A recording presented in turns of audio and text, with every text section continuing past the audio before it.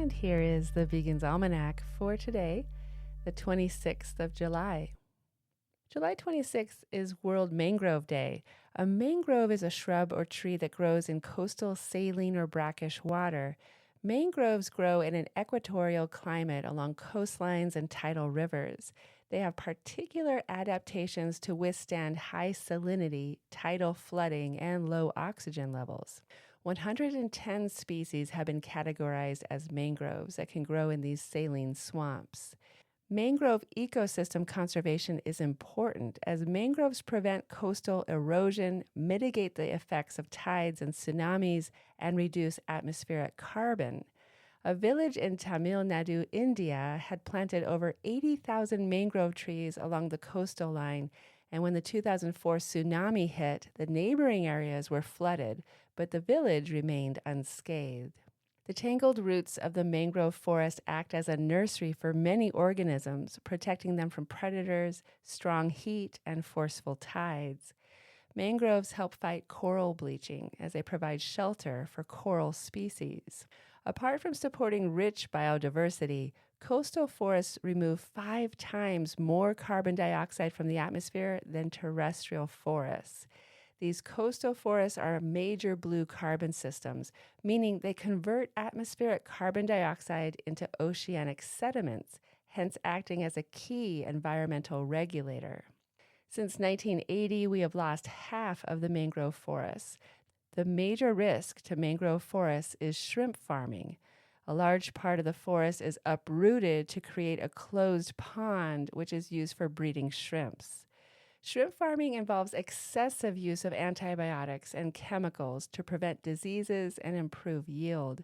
Within years, the ecological balance of the forest is irreparably damaged. The best thing we can do for mangrove forests and for shrimps is live vegan. July 26th is also World Tofu Day. Tofu has a history that dates back over 2,000 years in China. Its origins can be traced to the Western Han Dynasty, where it is believed to have been discovered by accident. Legend has it that a Chinese prince named Lu An was experimenting with soybeans and accidentally curdled them, resulting in the creation of tofu.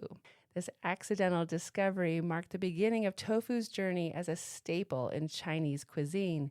It is considered a symbol of health, simplicity, and balance.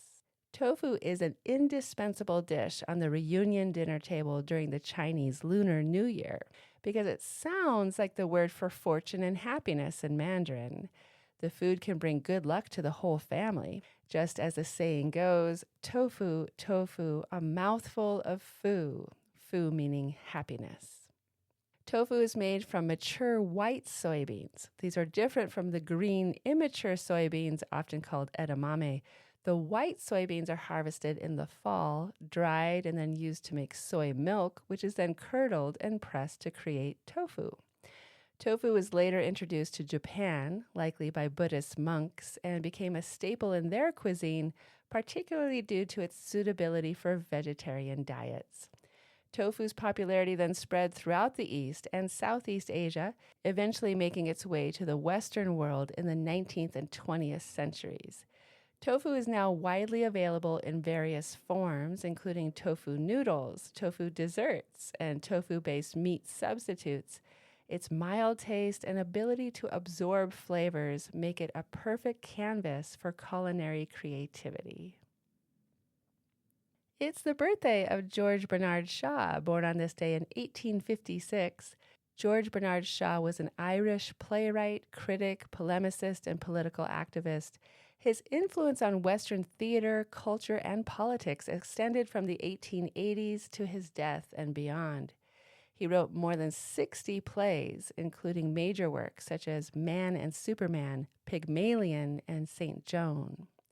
With a range incorporating both contemporary satire and historical allegory, Shaw became the leading dramatist of his generation, and in 1925 was awarded the Nobel Prize in Literature. George Bernard Shaw became a strict vegetarian in 1881 at age 25, largely inspired by the anti-cruelty poetry of Percy Bysshe Shelley.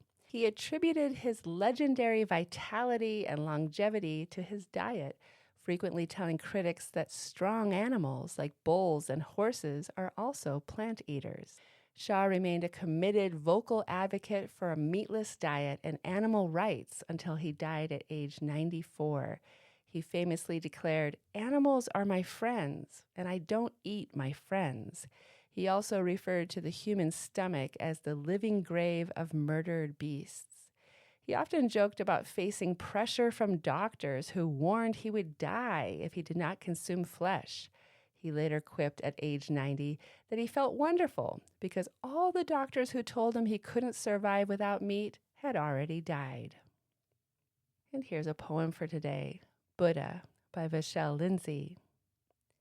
Would that by Hindu magic we became dark monks of jeweled India long ago, sitting at Prince Siddhartha's feet to know the foolishness of gold and love and station, the gospel of the great renunciation, the ragged cloak, the staff, the rain and sun, the beggar's life, with far nirvana gleaming.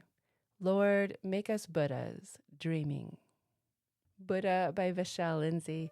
This has been the Vegan's Almanac with a reminder that animals are our friends and we don't eat our friends.